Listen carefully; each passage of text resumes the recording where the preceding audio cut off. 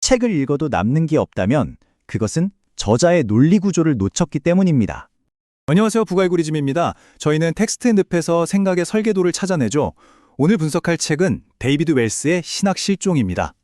방금 보신 저 문장, 하나님의 무게가 사라졌다. 이 한마디가 바로 오늘 우리가 파헤칠 모든 문제의 시작이자 핵심입니다.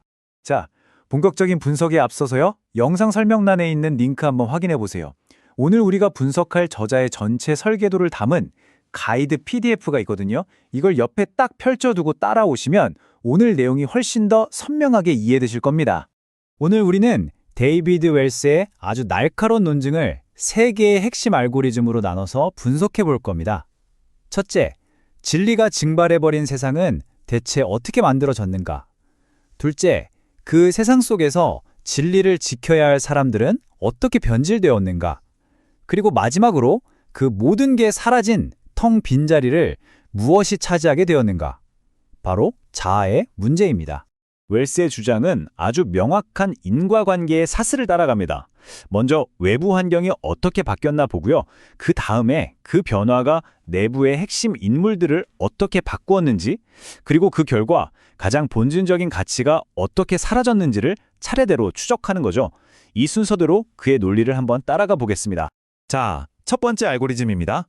저자는 이 모든 문제의 뿌리에 근대성이라는 거대한 사회적 압력이 있다고 지목합니다. 이게 모든 것의 시작점이에요. 여기서 말하는 근대성은요, 그냥 현대 사회 이런 시간 개념이 아닙니다.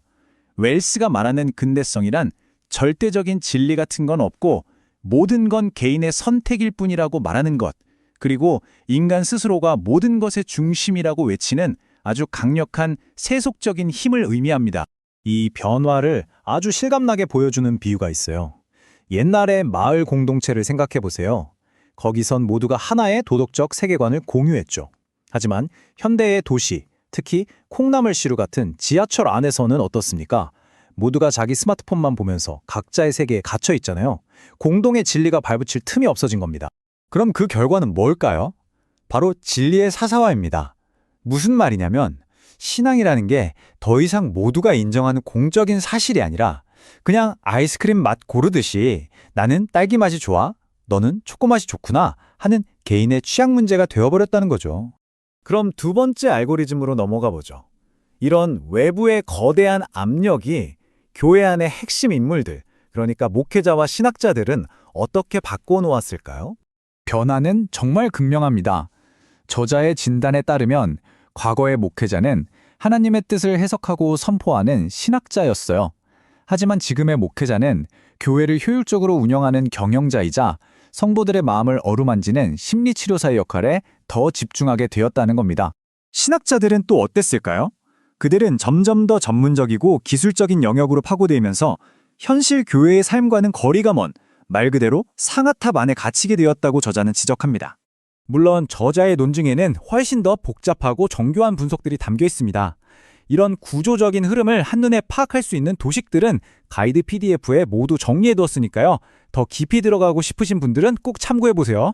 자, 이제 마지막 세 번째 알고리즘입니다. 외부 환경이 변하고 내부의 파수꾼들도 변질되었을 때 그 결과로 생긴 거대한 텅 빈 공간, 그 진공 상태를 과연 무엇이 채웠을까요? 바로 자아, 셀프, 우리 자신입니다. 웰스는 현대인을 심리학적 인간이라고 불러요. 이게 뭐냐면 예전에는 죄와 의라는 기준으로 세상을 봤다면 이제는 내 기분이 어떤가, 내 자존감이 괜찮은가를 모든 가치의 최종 척도로 삼는다는 겁니다. 죄를 짓는 것보다 내 마음이 불편한 걸 더 두려워하게 된 거죠. 여기서 정말 결정적인 권위의 역전이 일어납니다.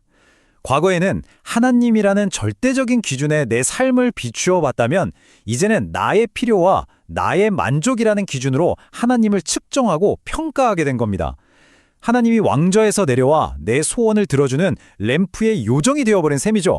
결국 교회는 어떻게 될까요? 저자는 교회가 하나의 거대한 종교시장, 마치 쇼핑몰의 푸드코트처럼 변해버렸다고 말합니다. 소비자인 교인들의 입맛에 맞는 다양한 프로그램을 제공하면서 고객을 유치하기 위해 경쟁해야 하는 곳이 되었다는 거죠. 이 과정에서 진리의 무게는 점점 가벼워질 수밖에 없습니다. 이 문장이야말로 세 번째 알고리즘의 핵심을 완벽하게 요약해 줍니다. 현대 기독교의 중심축이 하나님의 영광에서 나의 만족으로 완전히 이동했다는 통렬한 지적입니다. 자, 정리해 보겠습니다. 근대성이라는 외부 환경이 진리를 개인의 취향 문제로 만들었고 그 안에서 목회자와 신학자라는 내부 파수꾼들은 본연의 역할을 잃었으며 그 결과 텅 비어버린 중심을 자아가 차지하게 됐습니다.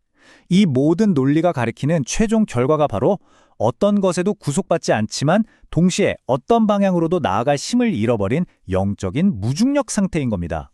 오늘 분석한 이 논리의 흐름을 더 깊이 이해하고 여러분만의 생각지도로 만들고 싶으시다면 구정 댓글이나 설명란에 있는 북알고리즘 마켓플레이스를 확인해 주세요. 저자의 복잡한 사유를 한눈에 볼 수 있게 정리한 가이드북이 여러분의 독서를 완성해 드릴 겁니다. 웰스의 이 모든 날카로운 분석은 결국 우리 각자에게 단 하나의 그러나 가장 본질적인 질문을 던지고 있습니다.